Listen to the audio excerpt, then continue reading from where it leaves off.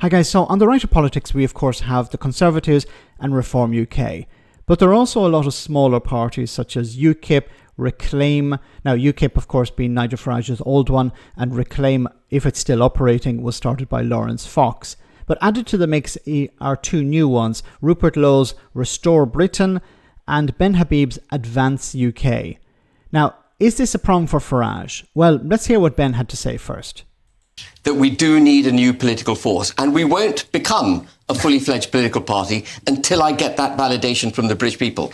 This party is by the people and for the people. That might sound a bit quiche, but it's absolutely the fact. This party is a gigantic ego trip for Ben Habib, isn't it? I know Nigel Farage. You'll know Nigel Farage. He's someone who has fought and lost 8 by-elections. He's got the scars on his back going back 2 decades on Brexit. He's fought for the nation state. He is the challenger brand. Why are you splitting the vote? The persona of Nigel Farage is great. The reality is not so good.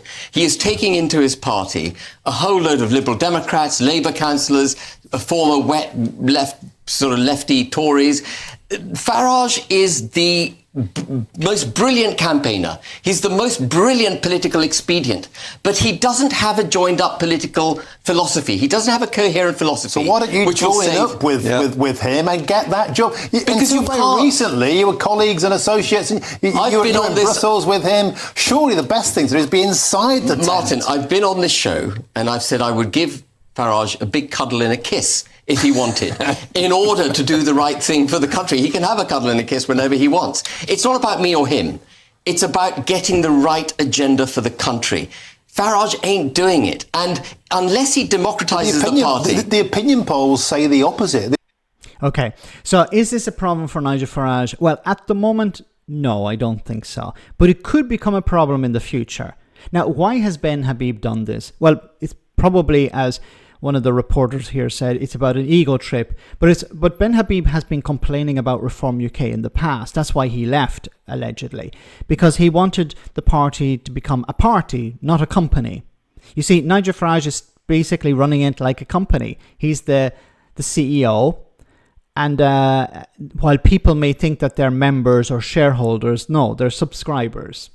It's not a political party like the Labour Party or the Conservatives, where you as a member have voting power. No, you have no power as a so-called member. You're a subscriber.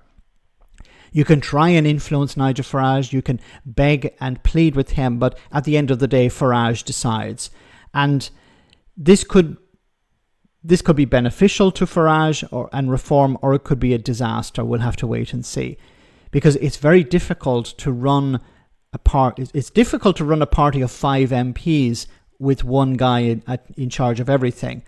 It's going to be very difficult to run a party with 100 MPs or potentially 200 MPs on your own. It's going to be very difficult to do that. GB News, of course, is on the side of Farage. GB News is a pro-Reform UK political outlet. So it's interesting that they have Ben Habib on, because there's a potential here for Ben Habib and Rupert Lowe to split the vote. Now, I don't see it happening in the short term, but if they get a bit of support behind them, if somebody, a multimillionaire or billionaire, throws them a few quid and promotes them online and gives them a massive platform, then there's a chance that they could eat into Reform UK's vote. But I think that Nigel Farage at the moment, and I could be wrong, this could change in the future, but I think Nigel Farage is pretty safe with his base. So he has locked in, the people who voted for Brexit back in 2016, these socially conservative people who've left the Tory party to join Reform and to vote for Reform. I think those people are locked in. And that's why Farage is expanding beyond that. He's talking about more centrist policies or even left-wing policies, talking about nationalisation, things like that, because he feels he has a significant base that will not leave him no matter what. It's a cult of personality, of course. Farage can say whatever he wants and he won't lose support with a certain percentage of the population. Like Trump.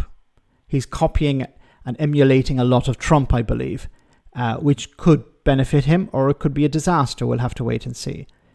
But at the moment, I don't think there's a real threat from Rupert Lowe and Ben Habib. A lot of their support is online.